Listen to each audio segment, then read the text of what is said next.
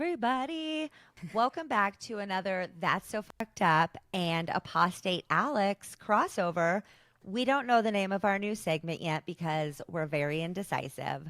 But we do know who we have as a guest today. And you guys know too because we've been talking about it for months and everybody's so excited. We're so excited to welcome today's guest, Miss Sarah Edmonson. Hello. I love that you call me Miss. That just makes me feel so perfect. I just love it. Miss Sarah. I'm getting used to that here in the South. It's like a thing that people do. You know that, right? You know what's really funny? I say y'all a lot too.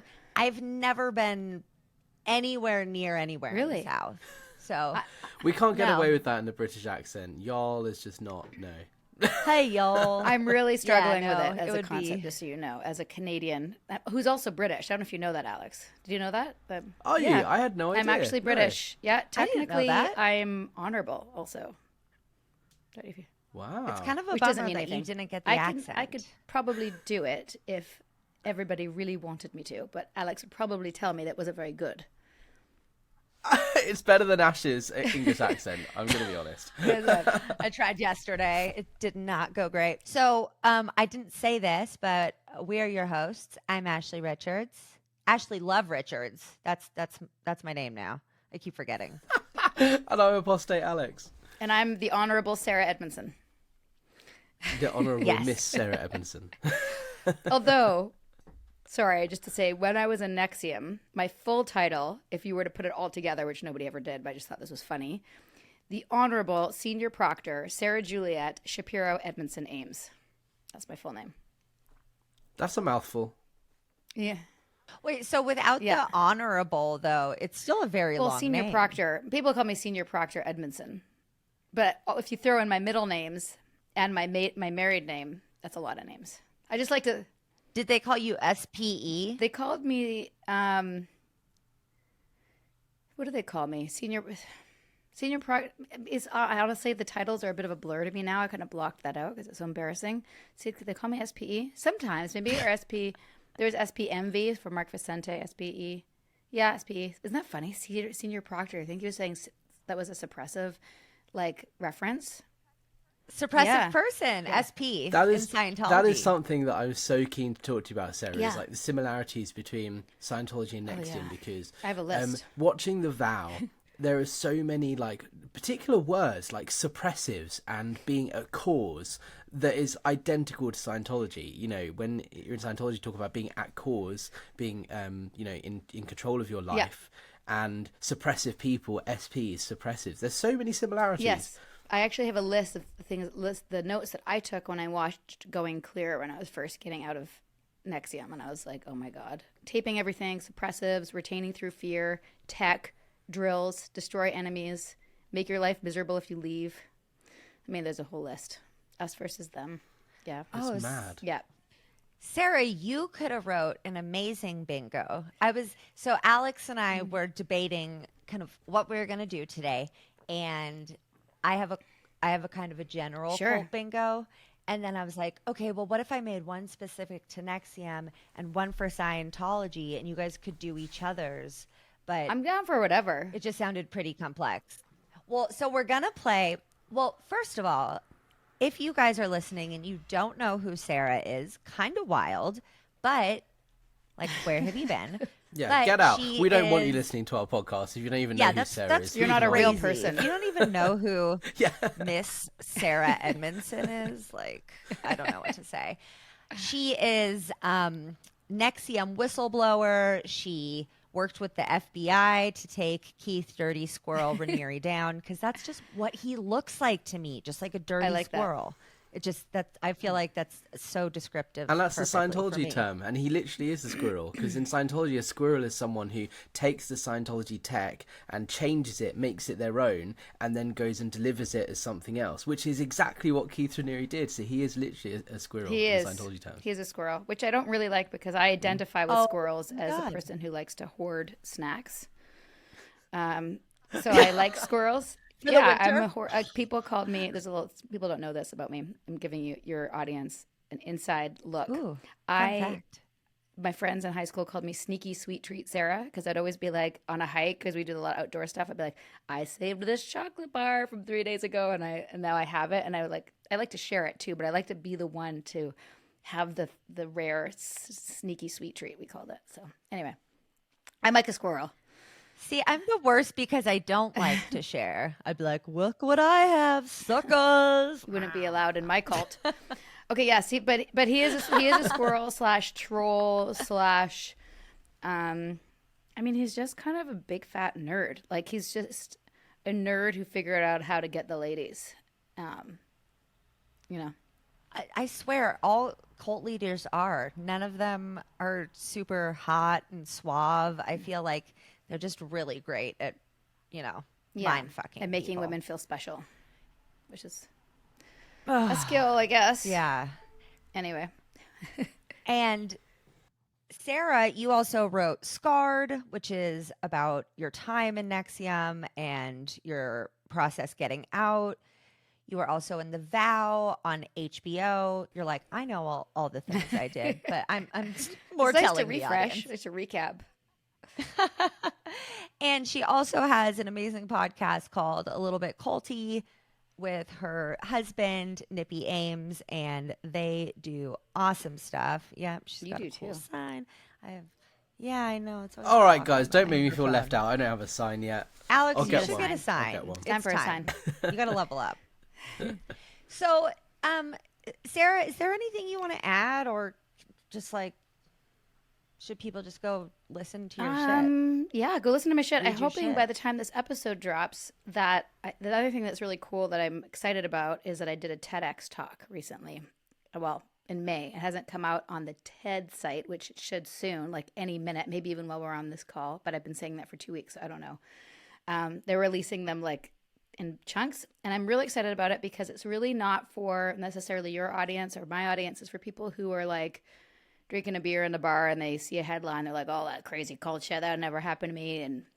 Or they have some family member who are getting involved in something and don't really know what it is or how to deal with it. Or it's really for the masses. It's a 15-minute, very concise look at like, we're human.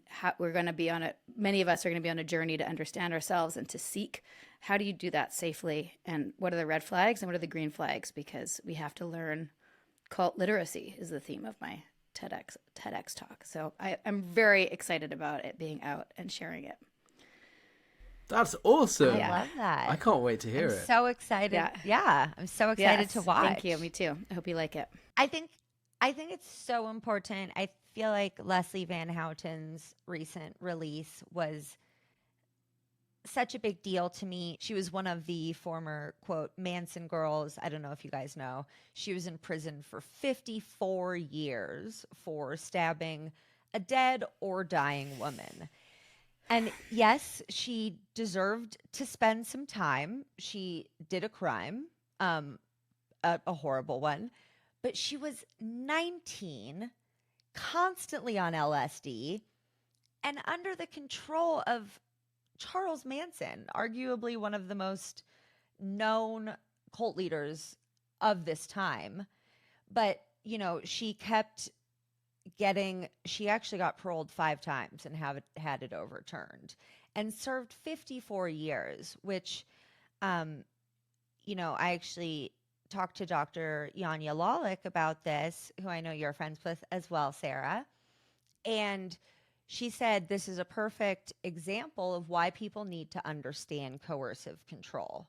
That when people do these things, that it's like, how could you do that? You brought other people into the cult and, you did this and that. It's like people have to understand that, people are not like thinking clearly and making their own decisions in a right mind in those situations. Yep. Yeah, I think that's so true, especially for Sarah and I both being salespeople, right?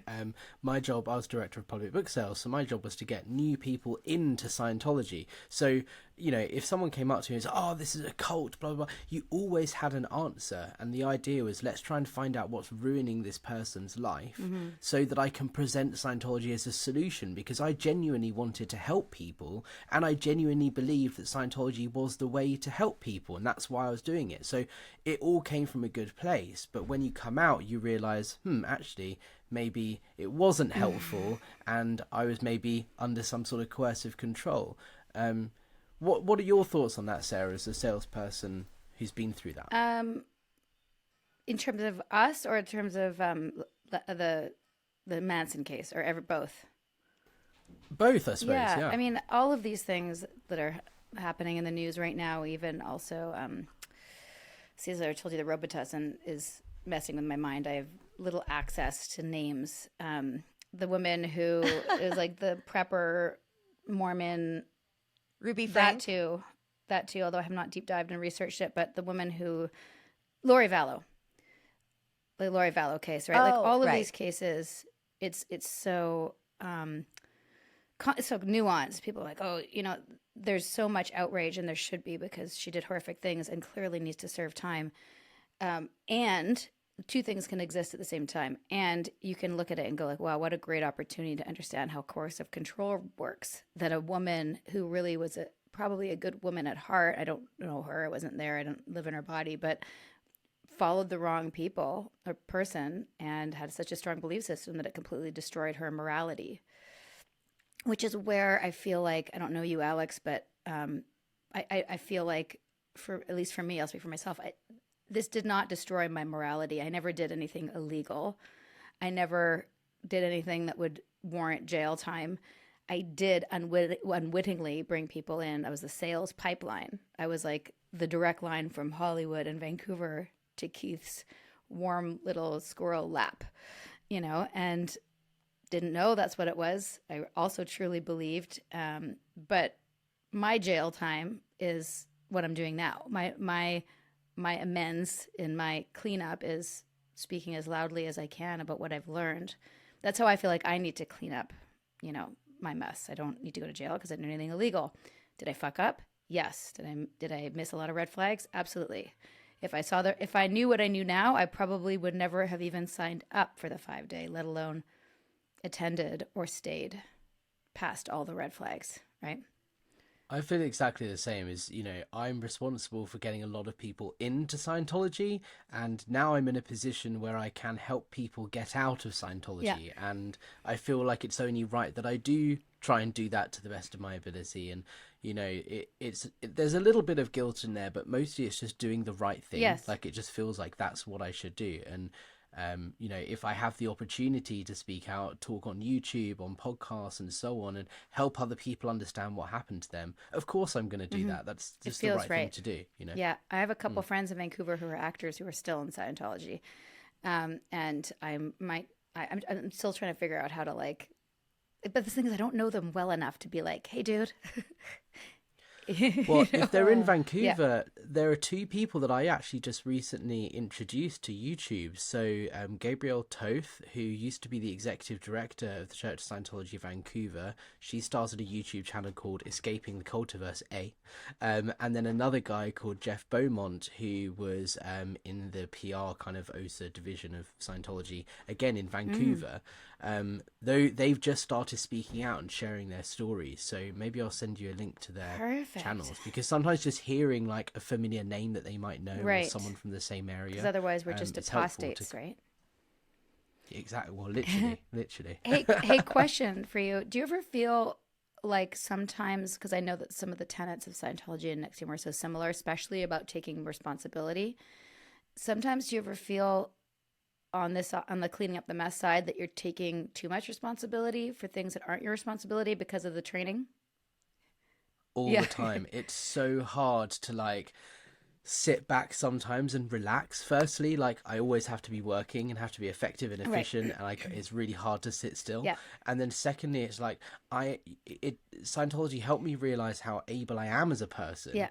and how if I put my mind to something, I can get it done, and that's a good trait to Yes. have. But Scientology teaches you to do that to the extreme, Yes. and it's hard sometimes to kind of take a step back and go, look, it's not my responsibility for this other person's actions or mistakes or whatever. Yeah. I want to help this person as much as I can, but I'm not going to keep it on my shoulders if something goes wrong or they make a mistake. And that's a really hard one to get your head around. Yes, absolutely. Like there's somebody who I brought into NXIVM who ended up going way further than me and has recently come out, which is amazing. Like in the last few months.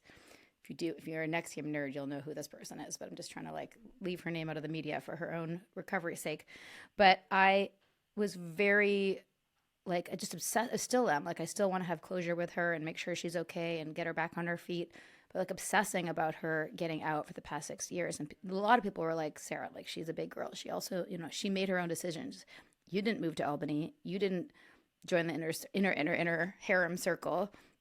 Those are choices that she made. You can't control that. And I'm like, but I introduced her to it. If it wasn't like, and that's sort of like the how I think some of the NXIVM tools and Scientology tools can, you start to gaslight yourself. Like I am responsible for my role in everything in the universe. It's like just it's not it's not actually how cause and effect works. Back to your other statement, that is also a very hard thing. It's very hard for me to rest. It's very hard for me to stay still. Probably why I didn't get better sooner, because I was just like, okay, I feel better. I got to go produce. I got to go get stuff done. Or even while I'm in bed, I'm like, what podcast can I listen to prep for the next one while I'm resting? Like I can't just watch a TV show unless it's to prep for an episode or... Yeah. It's really hard to just relax and take time for yourself. And it took me so long to like even just learning to be okay with like watching something on Netflix, like a really long film, or playing a video game or something. Like for me, it was so hard to learn that like it's okay to take 2 hours out of your day and just do something that is mind numbing, doesn't really require any effort. You're not producing anything. You're just having fun watching something or consuming content. That like sounds nice. I still struggle with that today. Same. Yeah. Yeah. It's hard. And Alex, you've been out for how long? It depends when you draw the line. I got kicked out off staff in 2014. But I still considered myself a Scientologist probably till about 2016, 2017 was when I did the last service. So about 6 years, same as me. Yeah. You guys are on the same timeline. Support group. Yeah. SP is anonymous. So do you guys... Everybody's an SP, Oh. I think, right? I'm an SP. Oh, no, honorary. totally. I actually specifically got called suppressive. Well, my behavior was suppressive, they said. I wasn't a suppressive, but I was exhibiting suppressive behavior. That's like me. I wasn't declared an SP. I was declared a potential trouble source, PTS, Ooh. which means I'm connected to a suppressive person. Ooh. Wait, in NXIVM, they also used suppressive behavior. Yeah. Or they said you were... So a suppressive okay. was basically a sociopath, someone who'd taken the fall, somebody who was willing to lie or steal or cheat to achieve their goal, which basically was Keith. We didn't know that he was describing himself. Right. Well, I said yesterday, it's kind of the classic "who smelt it dealt it." It's like, oh, if I'm doing all this stuff, if I say everybody else is doing it, it takes the focus away from me. Well, we've since learned that sociopaths love to what's it called, like operate in plain sight. Like they get a real kick out of telling you what they're doing, so you never so it's very out in the open. Like somebody, one of his inner circle harem members that got out before the shit hit the fan told me that she was like really upset with all these women around him getting cancer. And Keith said to her, I think that somebody's poisoning the water. It wouldn't be that hard for someone to have access to the water source. Like all these women, I don't know if you read my book, but like all these, I counted like 9 or 10 women who had cancer around Keith. I actually thought there was something in the water, like there was a toxic spill in Albany, which could also be the case. But it's also very likely that he poisoned them. So we don't know. That's so interesting. I mean, I don't know about the poison stuff because I don't know enough about it, but cancer specifically, there are so many Scientologists who die early, prematurely, and it's always of cancer. There's actually a project, someone set up a website, I think it's Scientology deathlist.com or .org or something like this, and the idea is trying to track whether there is any correlation with cause of death in Scientologists, because there's an element of Scientologists not going to seek medical attention and medical help until it's too late, because they try and fix it with Scientology, Right. and then when they can't, that's when they go and seek medical help. So then it's kind of too late to catch cancer before it's taken too much hold. But then there's also like the stress and the anxiety and the time spent on the ship, which is riddled with asbestos. Like, there are a number of things that potentially contribute to cancer, and it is the number one killer of Scientologists. And I wonder if there's a link there with NXIVM to do with the stress and the mental pressure it puts you under, and the effect that therefore has on your body. Right. I do think that. I'm sure there's somebody who's listened to this and be like, look, I'm a medical doctor and blah, blah, blah. And I'm not a doctor. So this is just my personal theory. But there are correlations. And of course, there's environmental factors with a lot of cancers, but there are cancers, it seems, that are at least, what's the word? Expedited or, you know what I'm talking about, like made worse by? Transmitted? Or Exacerbated. Yes, exacerbated. I'm usually much more articulate, I promise you. But anyway, that are exacerbated by emotional stress and anxiety. And I think that, at least for me, and I see this with the women around Keith, is that they had, you know, if you would imagine like being in love with someone and having to pretend that you don't care that he's with all these other women. And there's part of you that knows this isn't right, but like there's no way out. Like, think about bounded choice and how closed the circuit of belief is with somebody who's like in the inner circle. And then not only that, they've dedicated their lives to this man. They can't leave. They're miserable. And then they have to pretend they're not miserable because it's the science of joy. If you're not happy, you're suffering. It means the tools don't work, and then you're going to get punished and demoted. So you have to pretend you're happy. Just sit on all of your emotions. And I had this to a lesser degree. It's like the toxic positivity masking true stress is not good for your body. Whatever you want to. I'm not saying that that causes cancer, but it must not help. That's my diagnosis. Well, somebody recently did leave me a review saying that I'm so angry that it probably will leave me. Oh with gosh, cancer. That's So, a horrible thing to you know, say. I said, I mean, you know, not to them because it was on Apple, but I'm like, well, yeah, I am angry. Listen to the stuff I talk about. It'd be weird if I Yeah. wasn't upset about what's happening in the world and all these coercive groups. You know, obviously I don't come from a background of having been in a cult. I did spend a few years in AA, and I will say it's ALBC, a little bit culty. Yeah, we're doing an episode on that, by the way. But can I come? So, as long as you got a good story, we'll talk about that. Let's discuss. Yeah. Okay. Yeah. Off the record. Wink, wink. So I'm coming from more of a place of compassion and trying to understand what the through lines are in all these groups. And obviously, Sarah, that's what you do on your podcast. I mean, I got introduced to Lucy Taylor and Snapped and Greek life as kind of a cult by your podcast. And you find all of these coercive high control groups that aren't necessarily cult, but are a little bit culty. You guys, if you don't listen to her show, please go do it. I highly recommend it. It's amazing. And so that's what you're kind of doing too, I feel, is trying to help people recognize that it's not just NXIVM and Scientology and Heaven's Gate. It's not just these, you know, wild cults that you hear about in the news that are using these same abusive practices and tactics to keep people in bounded choice and keep them, you know, in the situations that they're in. So I was wondering if you guys want to play a little game of cult bingo. I'm down. Let's do it. Is there a prize for right. whoever wins? Well, the prize will be according, because it could be different forever to who wins. Okay, so I'm not going to actually click the buttons because we'll lose too quick, or we'll Well, win what do you do? So how do you play? you just have to say yes or no if this happened in your group. So what are we doing? Taking it in turns? Sarah's going to do it first, and then I'm going to do it, or are we going to go through each one and say Sarah, me, for each one? How do you want to do it? I think we'll go through each one. Yeah. So pedophilia, yay or nay? Not so much a thing. It feels very weird to say leader. yay pedophilia. Yeah. That does sound That's super awful. fucking weird. Yeah. Alex, In I would beg Scientology, to it's differ. something that happens We had in Scientology, but it's not. I was thinking about the leader particularly. There's not something that happened with the leader. No. We're not talking about the leader. We're talking about well the then, whole yeah, group. absolutely.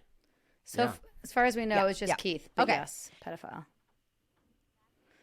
Matching clothes and or Yay. hair. Yay. Cherry picked. So did they take little bits from other religions and cult Without a leaders? doubt. Yay. Sarah, we know this is a big ol' yes for Yay, you. Yeah. Yay. Leader has Sanskrit name. I think Nay. that's Nay. That's a nay. Special title Yay. for leader. Yay.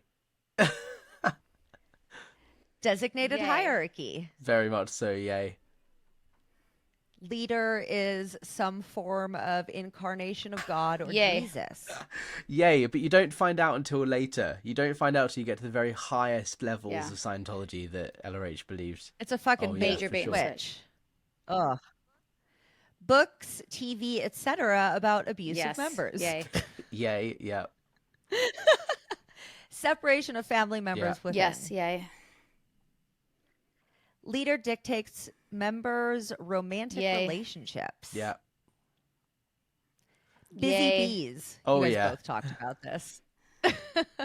Changed names. I mean, sort of with titles, but not fully changed. Similar in Scientology, So- you Yeah. would refer to someone as like my job title was Puppet Book Sales, Director of Public Book Sales. And you would refer to someone by their post title rather than their name sometimes. that is such a long fucking Oh, name. there's Der. more. There's longer ones. Hey, Yeah. public book sales. Yeah. Hey. Or if you go speak to the Jesus. ED about that, or if you go speak to this terminal, there's So, special Hmm. nicknames, at least. So, we have gotten 2 no's so far out of 14. And how many do you need for it to be a cult on your bingo game?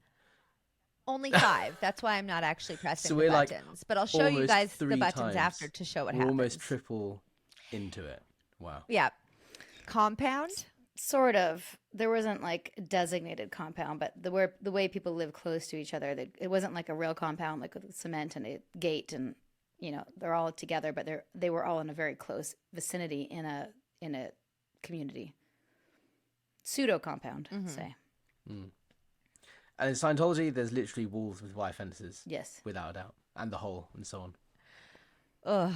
I know the Golden The Ranch gold one, yeah. or The whatever. gold base. Justification of anything the leader deems necessary. Yep.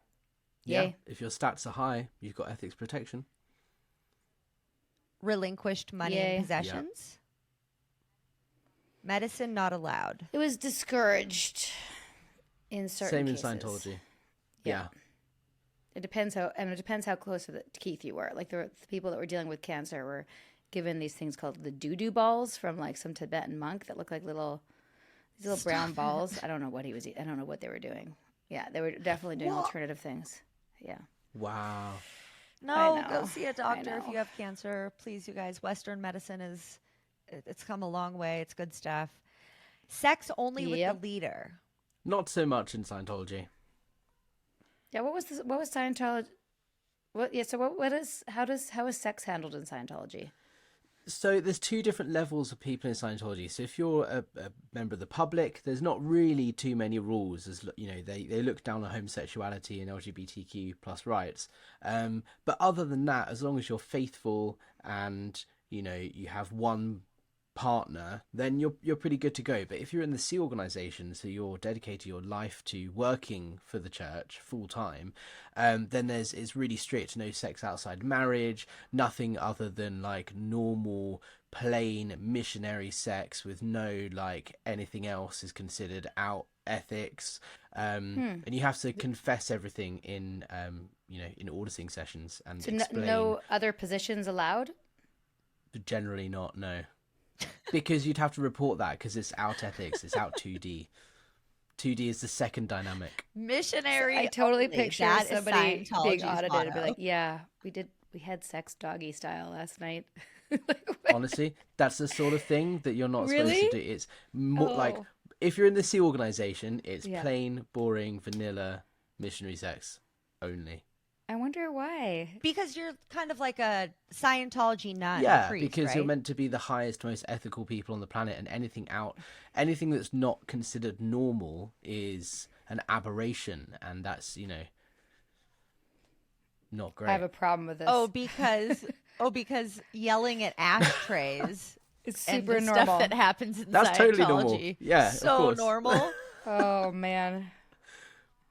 It's wild. Okay, how let's they You finish get have this to thing yell out. at the ashtray, but you can't do doggy style. They literally yell at ashtrays, Sarah. I No- don't know if you know. no, I don't know about Probably that. not, because it's one of their like many intricate, fucking insane levels. And why is it an ashtray, Alex? Literally because it's a nondescript item that means nothing. Like, that's why it is. And the whole idea is about confronting and becoming into present time. So you yell at the ashtray, like, sit down, and then you put it down, and then you say, stand up, and then you put it up. And the whole idea is it gets you into present time and used to controlling your environment, because you're giving the ashtray a command, and then it's doing what you're telling it to do. Yeah. There's You a whole can control an episode in that. ashtray. You can control anything, really. Exactly, Sarah. Yes. Sign me yes. up. Take my money.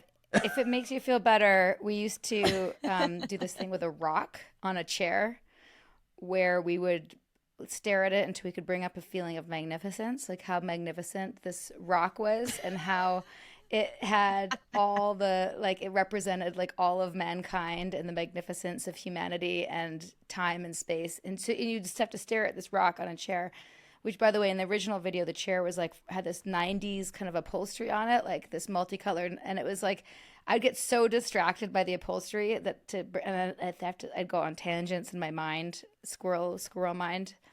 Anyway, yeah, so we did rock That on is chair. literally a TR. That's literally a training routine. That's like Really? Scientology, almost to the T. Yeah, that you have to do. But there's different training routines in Scientology where you have to sit there staring at an inanimate object or the wall or another person, and the whole idea is you have to sit there and not flinch or twitch or move for like 2 hours straight, and then you pass. And the whole idea is bringing you into present time and making you able to confront the universe.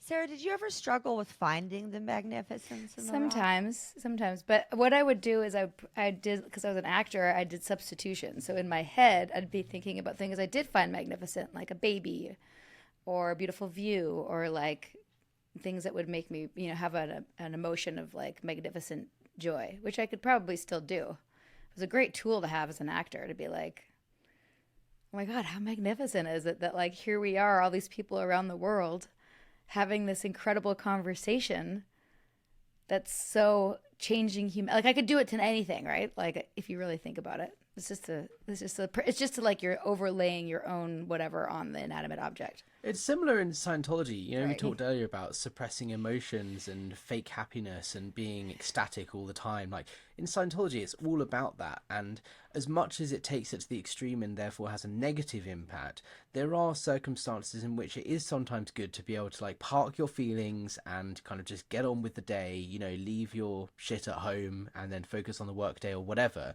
But like Scientology and NXIVM and cults take it to the extreme and it therefore becomes To the next harmful. level. But sometimes, as an actor, it must be great training to be able to like It was. pretend to feel completely differently to how you actually feel, because that's what you have to do when you're acting, because you're pretending to be someone else, right? Yeah, there was actually a film I did right in the height of my time there where I was actually playing a sociopath, and there was a scene where I'm watching somebody get strangled, and I had to look like I was enjoying it and that it was pleasurable for me. So I did my magnificent state in that scene where I'm like picturing like, babies being born and all these things that and puppies and like things that bring up that state for me. And so it's creepy when you watch it because it looks like I'm really enjoying the death of this person, which obviously I wouldn't as a person enjoy. So yeah, it was a tool for my tool belt for sure. Wow. That's so interesting to think about what people are actually thinking about behind the scenes. Right. When they're acting, because obviously you're not thinking, oh, this is great. You're thinking about puppies. Mm-hmm. Yeah, different actors have different techniques. That's where like method acting comes in, and that's a whole other episode. But yeah, different actors do different things to make it look real. Okay, so vulnerable groups or people. Yeah. Yeah. Sex with leader for spiritual growth. Apparently that was what was going on the whole time. Yeah. Not so much a thing in Scientology. The magic. Kind of the gist of it. No, that seems to be consistent though, and we call it the magic dick. Come get this magic dick. Magic D in the house. Yeah. Yeah. I mean, special sperm. No, why go to a doctor for cancer you got the when you got magic dick. magic D? Yeah. You got access. Like, take advantage. Take advantage. Oh, so I think we know this. Those who leave are bad or evil. I'm the biggest baddest Yeah. SP out there. Yeah. Yeah. You're so suppressive. Mm-hmm. You guys are suppressive as fuck. Penalty for leaving? Yeah. Yeah. Death. Have any deaths yeah. occurred within Yeah. the organization? Yep. Control over diet. Yep. Yep. So you guys, if I refresh the page, it would come up with a whole new bingo. So just to let you know, this is only, 5, 10, 15, 20. This is only 24 of the, I think, probably 50 aspects of cults and cult leaders that I identified and made into the bingo. So I just want to say, I mean, that's why I have the bingo, just to point out to people, like, this stuff is not unique to one group or to one leader. They're all doing the same fucking shit. And even if we were talking to somebody right now who had been in an MLM, they would probably say, well, maybe less of these, but quite a few, Definitely matching clothes and So- hair. Oh, yeah. And LuLaRoe. designated hierarchy, special titles, separation of families, busy bees, change names. Yeah, a lot of those things. And then think of that also, just Greek life. Oh yeah. Can definitely, relinquish money and possessions, penalty for leaving, control over diet, matching clothes, cherry pick. Yeah. I mean, so that's kind of I like this game. a big, isn't it fun? Yeah. Yeah. So you said something in your description a minute ago, Ashley, and I think that it should be the title of an episode that we'll have on A Little Bit Culty, and Alex can come on. It could be called Suppressive AF. That's going to be the title of the episode, I think. That would be so great. I also think that if either of you want to make a T-shirt, I totally give you my blessing. Suppressive We AF. should do a Suppressive collab AF. t-shirt, the three of us. Yes, Suppressive Suppressive AF. Yeah. Yes. I'm down.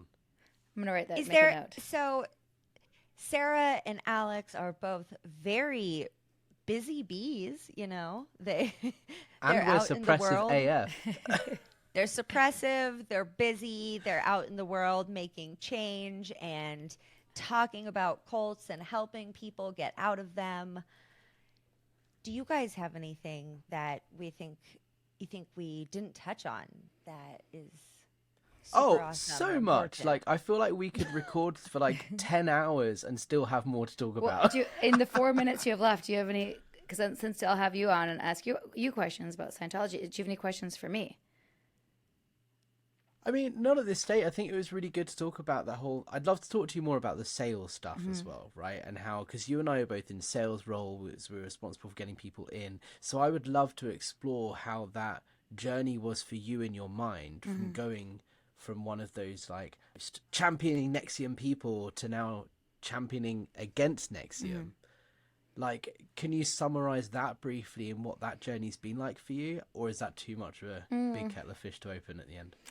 It's a big one. I mean, I'll also start by saying, like, I've always been very good at bringing people on board with whatever I'm doing. Like, I just always have been, whether it was selling candy bars to raise money for the school TV when I was 16, or a garage sale. I had like little businesses.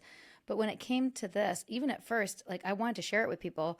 I felt not good about getting money for it. And that was EM'd, which is the equivalent of auditing that out of me, until it was like, oh, this is my career. I'm getting paid to sell, personal development, just like anyone would make a commission selling anything. And then it was something I was very excited about. And of course, I believed in it and thought it was amazing. And then as soon as we figured out that not only was it the opposite, but it was evil, then it wasn't a hard switch for me to, I mean, it was embarrassing, obviously. I felt really guilty that I'd brought so many people in. I think somewhere around 100, but those people brought in people who brought in people who brought in people in the pyramids. It's like somewhere around, we approximate 2,000, many of whom I didn't know because it's people who brought in people. But I'm like, those people are there because of me. Because of what we were talking about earlier, I did feel the drive to clean up the mess and shout from the rooftops. I was just thinking, like, we got to free the slaves. We got to shine the light on what is happening here, because people are being tricked. They're being conned. They're signing up for something that's not what it ultimately. I saw the bait and switch. So as soon as I saw that, that wasn't a hard switch. It was, like you said earlier, it was the right switch. But I also am aware from my own, therapy and introspection, the same drive of wanting to help people, like the negative side of that, some people might call like a savior complex, is the sort of like the going too far with that. And I also have that on the other side of it. I'm still trying to save everybody from, these types of things. So I'm aware of that also, like just trying to make sure that I always do it safely and I don't get too zealoty on the other side of it, because it's I think you're doing amazing. Oh, thank you. work. I appreciate that. I mean, the only thing I would encourage is you not to run yourself That's into what the I mean. ground, Yeah, I because can burn out and forget about I'm I think exactly the same. Like, I we totally all know relate that to as everything. content creators. Yeah. What? Yeah. It's nonstop. I think also I don't want to brush over the fact that it's a huge testament to who you are, Sarah, that you have not just kind of thought, hey, I was a part of this thing, I helped take it down, and now I'm going to quietly live my own life. Like, you are continuing to shout about this message with your podcast, and then with the vow and your book, and you haven't just sort of quietly drifted away. And I think that says a lot about you as a person, and that's a really great attribute to have. I appreciate that. It is something that I kind of noticed as I was waking up, and I was in touch with. There's a bunch of people who had left NXIVM quietly over the 12 years that I was there, and a lot of them just didn't do it because they didn't feel like they had the strength. And I think a lot of it, at least for me, I was propelled and supported by the #MeToo movement. Like the timing of that for us worked out really well. People were more aware of these things. Like, if it had happened maybe 5 or 6 years earlier, it wouldn't have had the same groundswell or the same understanding, or maybe even handled by, the courts in the same way. I don't know. A lot of those things are changing because of these types of cases. So I feel like, because so many people generally wake up and go, oh shit, I was part of a cult. And then like, sometimes they don't even get therapy and they just want to get back to their lives and they're mortified. My embarrassment had to take seconds, backseat to this other drive. So I appreciate that. And it has taken a toll, but it's totally worth it. And truthfully, I love my life now. It's not normal. It's not a normal 9 to 5. That's okay. Oh, yeah. I wouldn't want that. I don't want that. No, though. I don't want that either. No.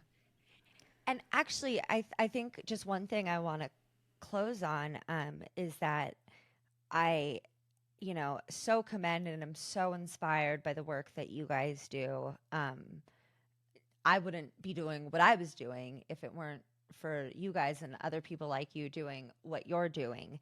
And I recently said to somebody, I think it was my therapist actually, I said, it's just so tricky with coercive groups, the line between perpetrator and victim, because you know, a lot of times the line is very blurry. And I said, but I guess where I feel more forgiving is when people, or not more forgiving, but where I'm just like, yes, great, that's the right thing, is when people come forward like you guys and speak about it. But she pointed out that some people just don't, they might not be ready for that, or they might not have the strength to do that. They might have too much shame or too much humiliation.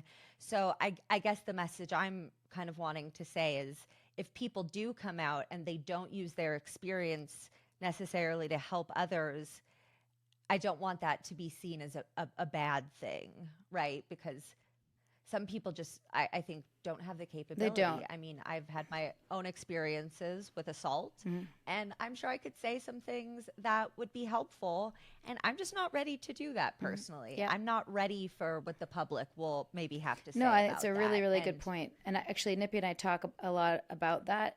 In some ways, we were the best ones for that job. I hate to say that, but because we had not been so head fucked, we had not been so close to the inner circle, we were totally devoted and such good salespeople and front men, for lack of a better word. But we also had one foot in reality in Vancouver, and had community outside of the community. So we were able to kind of wake up quickly. You know, some people just woke up 6 years after this was made public because they couldn't wrap their head around it. They've been so indoctrinated, so invested, and when they wake up, it's a much bigger shit sandwich to eat. Yeah. For those people.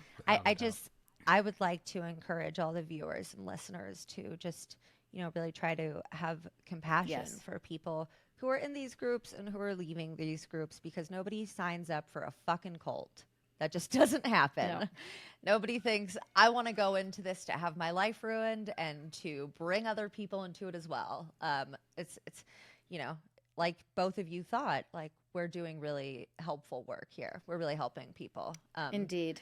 And so thank you guys both so much for what you do. Thank you for taking the time to come talk to us this morning, Sarah. Thank you for having me. And thank you both for your openness with your journeys and sharing it with little old me, who's, you know, just here to ask questions and show some compassion and hopefully help you guys with your mission and shedding light on how fucked these coercive groups are. Awesome. So I'll let you guys both go to your. Thank you. You guys both have busy bee things to run off to. Alex is doing an interview for a newspaper. Amazing. Sarah has I gotta make TED lunch. Talks and podcasts and children. So Yeah. I'm gonna let you guys go. And let's keep in touch. And I'd like to have both of you on, at least for sure, on our Patreon soon. We'll do special episodes because that we can plan anytime. Otherwise, we're crazily booked out till January with guests. So let's get you my guys on the gosh. Patreon, and we Good for can you. chat about some of this stuff that'd be further. great. Yeah. Oh, and I'm the worst at this. Before we Yeah. go, you guys, please tell everybody where they can find your websites, socials, channels, etc. Yes. You on, go first, Sarah. Alex. You go. We both said you first. How British. Yes. So if you want to follow me, I'm Apostate Alex on YouTube, on Instagram, Twitter, all that sort of stuff. And my website is Scientologybusiness.com, where I'm talking about Scientology's financial activities, its business operations, its fraud, all that sort of stuff. So if you're into that kind of stuff, you can go to Scientologybusiness.com, or if you want merch and that kind of stuff, ApostateAlex.com. Amazing. I'm personally at sarahdedmondson.com, and on Instagram, a little bit culty is the name of our podcast. There's our sign. You can purchase my book. You can also listen on Audible. I narrate it, which is kind of cool. And we also have lots of merch, including, I've got to show you guys this. No, it's too far away. A little bit culty. Including the shirt that I'm wearing right now. And a little. If you guys are watching. Wait. This is me during streams all the time. It's hilarious. Little hats, and this is our latest thing. Check this out. A little bit culty pencils. Can you see that? Oh, they are cool. Oh, those are holographic, you Yeah. guys. Listeners, They're holographic. These are for the next Oh, I 30 love people that. who join Is that our how you say Patreon. that? Holographic, sure. Sorry. Well, thank you so much, listeners. Make sure to go Thank follow you. Sarah and Alex and me, TSFUthepodcast.com, at TSFU the Podcast, at Ashley Love Richards. I actually am on Instagram now, like as a person. It's wild. Okay, so Good for you. remember, this isn't a cult. It's just a podcast, but it is a cult. It's a little bit culty. It's SPTV. You can still follow us, Follow us, be our friends, and but not as a guru kind of way. bye. Bye. Thank you so much.